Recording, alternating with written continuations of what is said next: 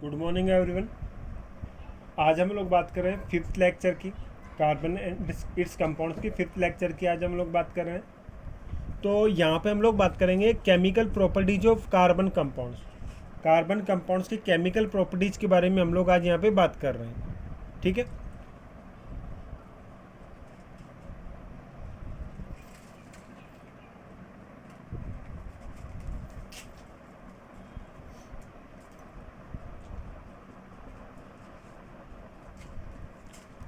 तो देखते हैं कार्बन कंपाउंड्स की केमिकल प्रॉपर्टीज़ की। केमिकल प्रॉपर्टीज़ की बात करें हम लोग, कंबसन की यहाँ पे बात करेंगे, ऑक्सीडेशन की बात करेंगे और इसके अलावा सब्स्टिट्यूशन की हम लोग बात करेंगे। तो 3 टाइप की केमिकल प्रॉपर्टीज़ की हम लोग यहाँ पे बात कर रहे हैं, कंबसन, ऑक्सीडेशन और सब्स्टिट्यूशन। तो कंबसन की बात करें तो कंबसन रिएक्शंस की बात करें तो कंबसन रिएक्शंस बर्निंग की रिएक्शन होती है कि जब भी आप लोग किसी कार्बन को या कार्बन कंपाउंड को बर्न करते हो तो किस टाइप की रिएक्शन होंगी। तो बर्निंग रिएक्शंस को हम लोग क्या बोल रहे हैं, कंबसन रिएक्शन। तो जैसे मैंने CH4 1 कार्बन है तो मैथ लिख देंगे, और सिंगल बॉन्ड होगा तो ANE मैथेन।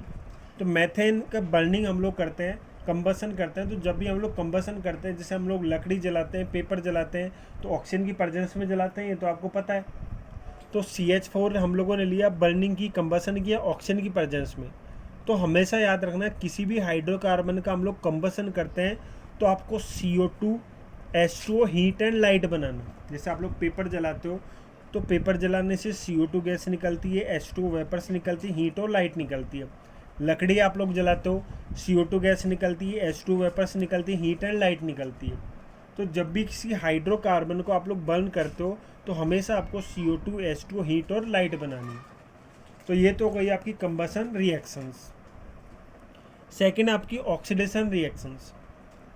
ऑक्सीडेशन रिएक्शंस की मैं यहाँ पे बात करूँ तो CH3 CH2OH। देखो ऑक्सीडेशन नाम से ही पता लग रहा होगा, फर्स्ट चैप्टर में हम लोग बात कर चुके हैं एडिशन ऑफ ऑक्सीजन, या फिर मैं ये कह दूँ रिमूवल ऑफ हाइड्रोजन।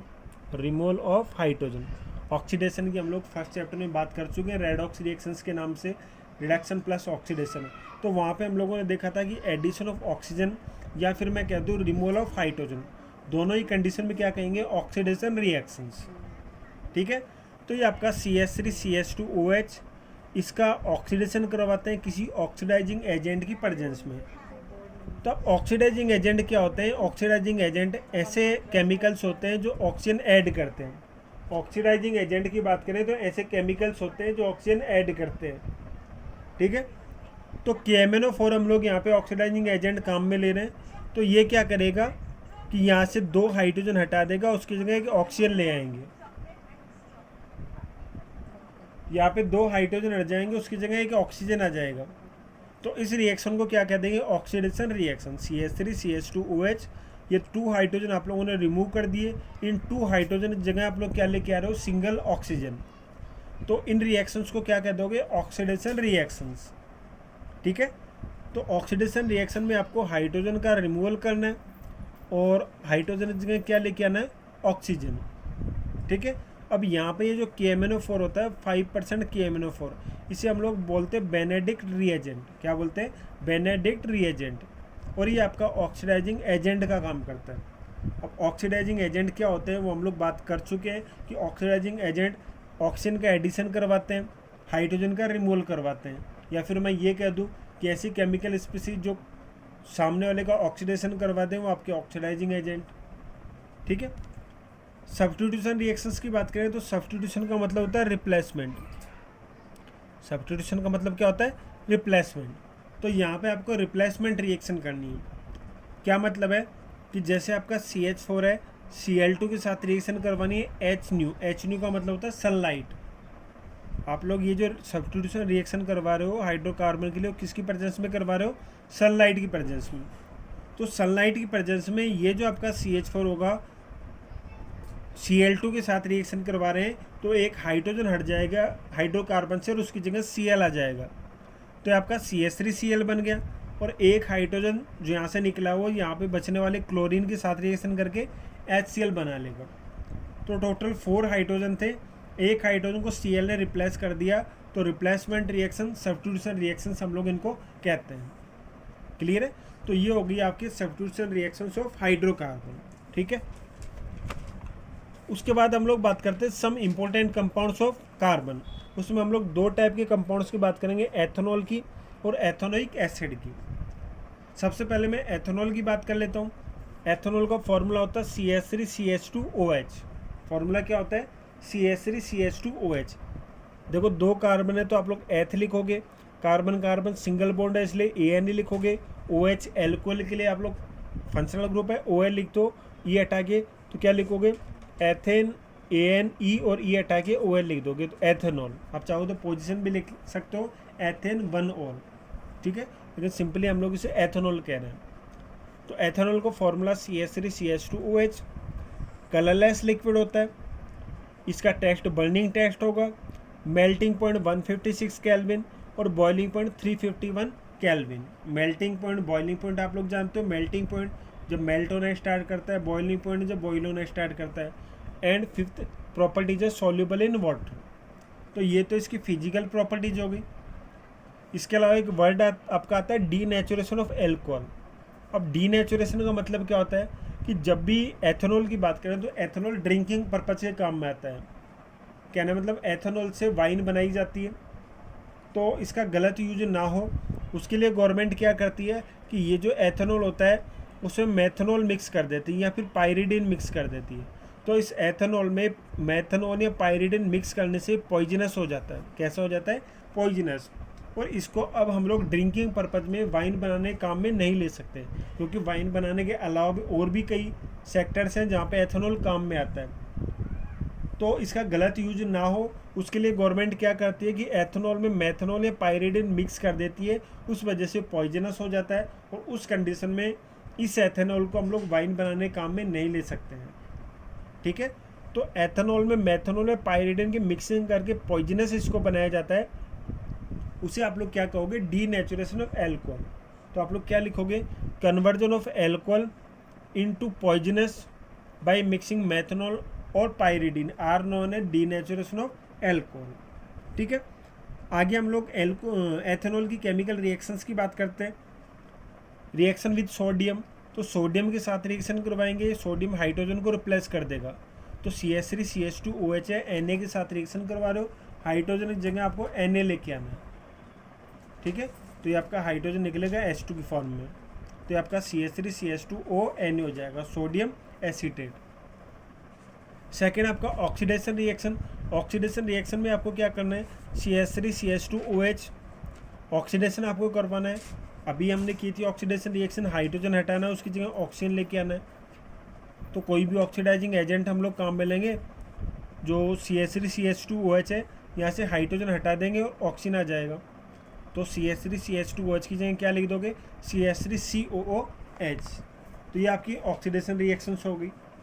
ठीक है, इसके बाद हम लोग बात करते हैं डिहाइड्रेशन रिएक्शन की। डिहाइड्रेशन नाम से ही आपको पता लग रहा होगा कि डिहाइड्रेशन का मतलब क्या होता है? Removal of H2। डिहाइड्रेशन का मतलब क्या होता है? Removal of H2। तो ये आपका CH3CH2OH है, एथेनॉल है, concentrated H2SO4 at 443 kelvin temperature. ये आपका डिहाइड्रेटिंग एजेंट है। एग्जाम में कई बार क्वेश्चन आ जाता है कि what do you know about dehydrating agent, give example. तो dehydrating agents are those agents which remove H2। ऐसे एजेंट जो वाटर को रिमूव करते हो कंपाउंड से, H2O को रिमूव करते हो, वो आपके डिहाइड्रेटिंग एजेंट होते हैं। और यहाँ पे आपका concentrated H2SO4 at 443 kelvin temperature dehydrating agent का काम कर रहा है। ठीक है, तो देखो यहाँ से OH निकल जाएगा एक कार्बन से, दूसरे कार्बन से H निकल जाएगा, तो OH और H मिलके H2 बना लेंगे और यहाँ पे क्या आ जाएगा? CH2 double bond CH2। ठीक है, यहाँ से हाइड्रोजन निकला, जिसे मैं यहाँ पे लिख देता हूँ CH2H और ये आपका CH2OH। तो ये हाइड्रोजन बॉन्ड के इलेक्ट्रॉन दे के निकल जाता है, ये इलेक्ट्रॉन लेके निकल जाता है। तो CH2 डबल बॉन्ड CH2 और ये आपका HOH मिलके क्या बना लेंगे? H2। ठीक है, तो ये आपका डिहाइड्रेशन रिएक्शन होगी, H2 को आपने रिमूव कर दिया। सेकेंड कंपाउंड आपका आता है एथेनोइक एसिड। एथेनोइक एसिड क्या होता है? CH3COH, कलरलेस लिक्विड होता है, टेस्ट में शोर होगा, melting point 290 kelvin, boiling point 391 kelvin, और वाटर में कैसा होगा? सॉल्यूबल। तो ये तो हो गई इसकी फिजिकल प्रॉपर्टीज। अब एक वर्ड आपका यहाँ पे आता है ग्लेशियल एसिटिक एसिड। अब ग्लेशियल एसिटिक एसिड का मतलब क्या होगा कि जो आपका एसिटिक एसिड होता है इसका मेल्टिंग पॉइंट 290 केल्विन है। कितना है? 290 केल्विन, अप्रोक्स 17-18 डिग्री सेल्सियस के आसपास। तो विंटर टाइम में इतना टेम्परेचर हो जाता है 70-80 डिग्री के 17-18 डिग्रीज के आसपास। तो विंटर टाइम में ग्लेशियर लाइक स्ट्रक्चर बना लेता है, आइस लाइक स्ट्रक्चर। जो आपका एसिटिक एसिड होगा विंटर टाइम में फ्रीज हो जाएगा, जम जाएगा और बर्फ़ जैसी स्ट्रक्चर बना लेगा, ग्लेशियर लाइक स्ट्रक्चर बना लेगा। इसलिए हम लोग क्या बोलते हैं? Glacial acetic acid. आपसे एग्जाम में पूछ लिया जाता है कि what do you know about glacial acetic acid, तो आप लोग क्या लिखोगे कि जो आपका एसिटिक एसिड है विंटर टाइम में फ्रीज होने की वजह से ग्लेशियर लाइक स्ट्रक्चर बना लेता है, आइस लाइक स्ट्रक्चर बना लेता है। इसलिए हम लोग क्या कह रहे हैं? Glacial acetic acid. ठीक है। उसके बाद हम लोग यहाँ पे बात करते हैं केमिकल रिएक्शंस की। अब केमिकल रिएक्शंस की बात करें, सबसे पहले वही आपकी सोडियम के साथ रिएक्शन। तो आपको पता है सोडियम तो हाइड्रोजन को रिप्लेस कर देगा, तो यहाँ से H की जगह Na आ जाएगा, तो CH3CONA। ठीक है। और ये आपका H2। उसके बाद रिएक्शन विद NaOH, NaOH के साथ रिएक्शन करते हैं। NaOH आपका बेस है, CH3COH आपका एसिड है, acid base neutralization reaction. Acid आपका H देगा, बेस आपका OH देगा, तो H2 निकल जाएगा। क्या बनाओगे? CH3CONA। ठीक है। और साथ में आपका H2O। थर्ड आपकी आती है रिएक्शन विद Na2CO3। देखो ये रिएक्शन हम लोग एसिड बेस वाले चैप्टर्स में कर चुके हैं। रिएक्शन विद Na2CO3, तो वही आपका Na क्या करेगा? हाइड्रोजन को रिप्लेस करेगा, तो CH3CONA।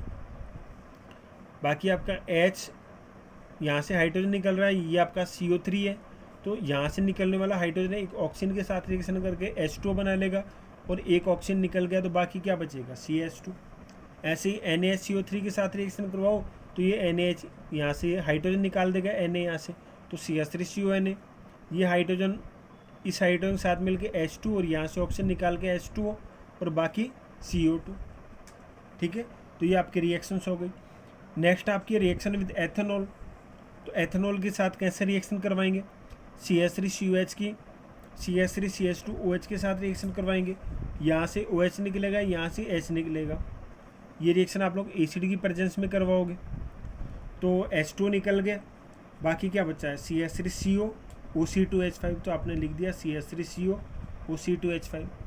तो ये जो आपका CH3CO OC2H5 है, इसे हम लोग बोलते हैं एस्टर। क्या बोलते हैं इसे हम लोग? एस्टर। तो ये आपकी एस्टर की फॉर्मेशन की रिएक्शन होगी। ठीक है।